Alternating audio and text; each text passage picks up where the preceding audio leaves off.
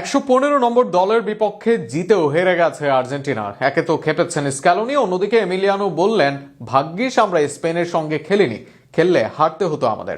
দুর্বল একটি অখ্যাত ক্লাবের বিপক্ষেও একে তো গোল হজম করেছে আর্জেন্টিনা, দিয়েছে মোটে 2 গোল। ফলে অন্যদের মতো নিজেরাই করছেন আত্মসমালোচনা। আরও থাকছে প্রতিবেদনে। দুর্বল প্রতিপক্ষের বিপক্ষে জিতেও সন্তুষ্ট নয় আর্জেন্টিনা।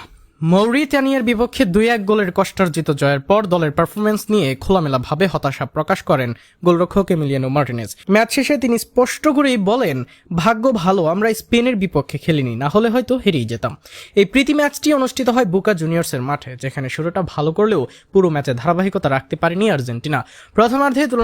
প্রথমার্ধে তুলনামূলকভাবে সংগঠিত ফুটবল খেলে আলভিসেলেস্তারা। সেই সময়ে গোল করে দলকে এগিয়ে নেন এনজো। তবে দ্বিতীয়ার্ধের চিত্রটা পুরো পাল্টে যায়। ছন্দ হারিয়ে ফেললে প্রতিপক্ষ মৌরিতানিয়ায় ক্রমেই আক্রমণে উঠে যায়।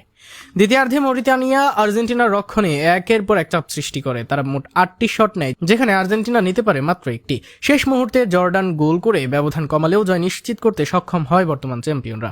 ম্যাচ শেষে মার্টিনেজ বলেন, দলের গতি, তীব্রতা ও সমন্বয়ে স্পষ্ট ঘাটতি ছিল। তার মতে, আমরা প্রতিপক্ষের চাপ ঠিকভাবে সামলাতে পারিনি। এই পারফরমেন্স নিয়ে বড় দলের বিপক্ষে টিকে থাকা কঠিন হতো। একই সুরে কথা বলেছেন কোচ স্ক্যালোনিও, যিনি স্বীকার করছেন যে দল নিজেদের মান অনুযায়ী খেলতে পারেনি। উল্লেখ্য, আর্জেন্টিনার সামনে ইউরোপের চ্যাম্পিয়ন স্পেন এর বিপক্ষে ফিনালিসিমা খেলার কথা ছিল, তবে বিভিন্ন জটিল পরিস্থিতির কারণে সেই ম্যাচটি বাতিল হয়ে যায়। আর সেটিকে নিজেদের জন্য সৌভাগ্য হিসেবে দেখছেন মার্টিনেজ। সব মিলিয়ে জয় পেলেও এই ম্যাচ আর্জেন্টিনার জন্য এক ধরনের সতর্কবার্তা হয়ে এসেছে। বিশ্বকাপের আগে নিজেদের আরও ঝালিয়ে নেওয়ার প্রয়োজনীয়তা যেন স্পষ্ট করেই বুঝিয়ে দিল মৌরিতানিয়া।